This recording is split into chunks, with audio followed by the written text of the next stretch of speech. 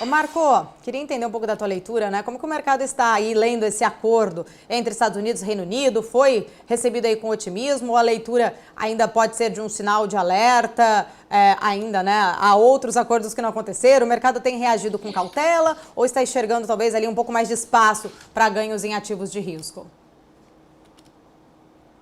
Obrigado. Bom dia, José. Faltou comentar pessoalmente, José aqui. Oi, Sarah. Mas olhando, vou tentar medir um pouco por alguns argumentos, né? Se a gente olhar para o investidor de bolsa, né, do S&P 500, imagina que essas notícias, né, em relação às novas tarifas implementadas por Donald Trump, começaram lá no começo de abril, né? Então a gente está completando um pouco mais de um mês dessa discussão um pouco mais intensa. Mas se a gente olhar para o S&P 500, para algumas ações, né, todas elas já se recuperaram dessa intensidade, né? Então, assim, vamos fazer uma brincadeira aqui. Quem tirou férias, quem tirou algum período sabático, enfim, não olhou para a Bolsa no final de fevereiro ali e foi olhar para a Bolsa agora, fala assim, pô, Marco, não aconteceu absolutamente nada.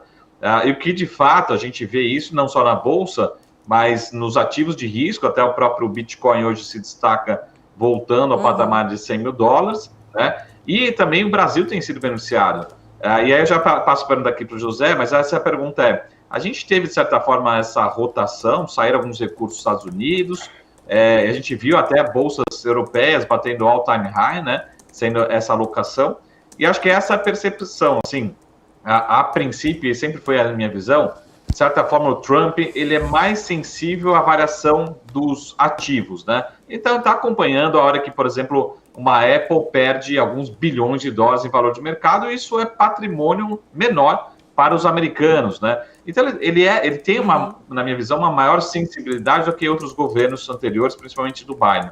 Então, ele provavelmente entendeu isso, né? E falou assim, pô, peraí que eu preciso defender o meu povo, enfim, trazer as empresas de volta para cá, mas também não posso destruir o patrimônio da minha população. E a gente já vê, de certa forma, essa recuperação dos ativos, pelo menos desde ali do começo de abril.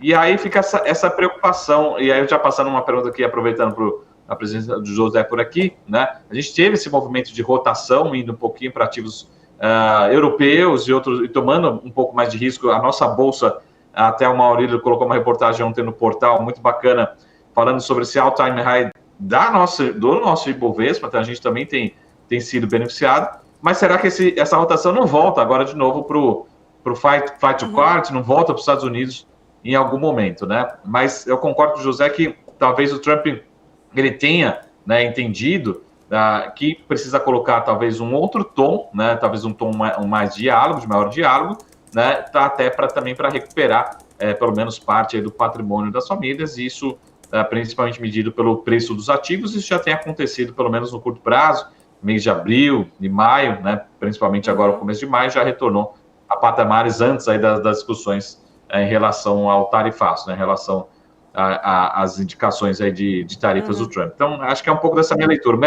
O mundo vai entrando, talvez, num momento mais de risk-on, que a gente chama, tomar um pouco mais de risco, e o Ibovespa agradece, bolsas europeias agradecem, até o S&P vai agradecendo também. O investidor vai ficando mais confortável para voltar a tomar um pouco mais de risco. Então, aproveitando, não sei se a gente tem espaço aqui, mas puder fazer uma pergunta para o José, seria uma dessas, assim, se você vê depois, talvez, voltando esses recursos para os Estados Unidos, em algum momento, né, que foram migrados, parte deles, para a Europa, né?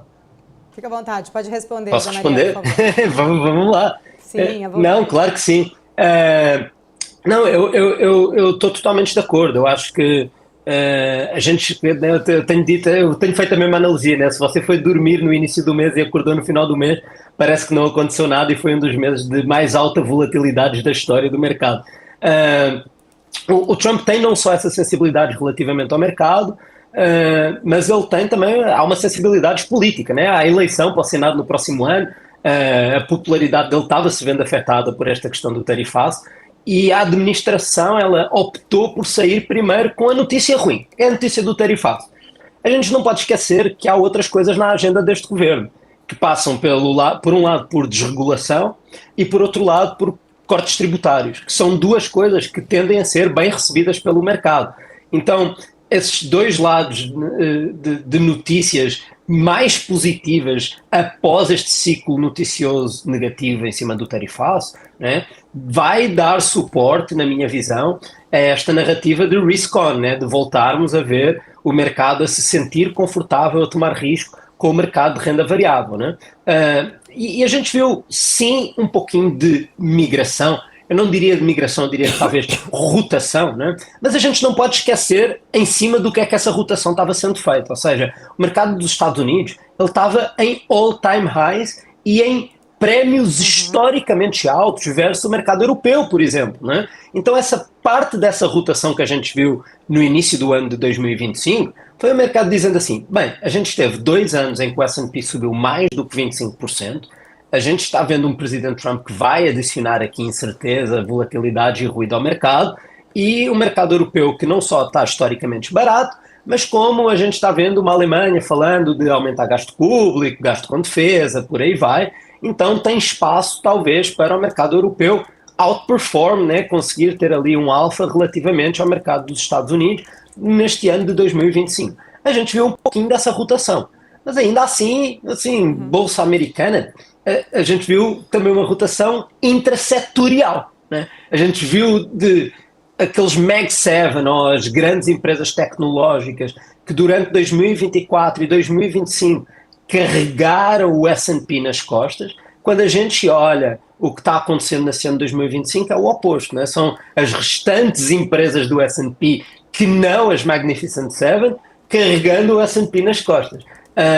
Então assim, acaba sendo uma rotação interessante. De facto, o mercado está com esse cenário de risk-on. Mesmo quando a gente olha para a renda fixa, né? A gente teve um leilão do Tesouro Americano de 10 anos no início dessa semana. Esse leilão teve uma demanda positiva. Então, até aquela narrativa meio boba, na minha visão, de que, os Estados Unidos e o Treasury deixou de ser o risk-free rate, deixou de ser a moeda de referência. Isso não é verdade. Continua a ser o ativo mais líquido do mundo, continua a haver demanda, os países continuam a ter a grande maioria das suas reservas em dólar. Então, por mais que a gente vá vendo essas rotações momentâneas do mercado optando por tomar risco em outras regiões, eu continuo a ver que a alocação estrutural global, quando a gente vê o MSCI global, quando a gente vê os principais índices do mercado, eles continuam a ter uma sobrealocação em Estados Unidos, e eu diria que isso é estrutural e irá continuar assim.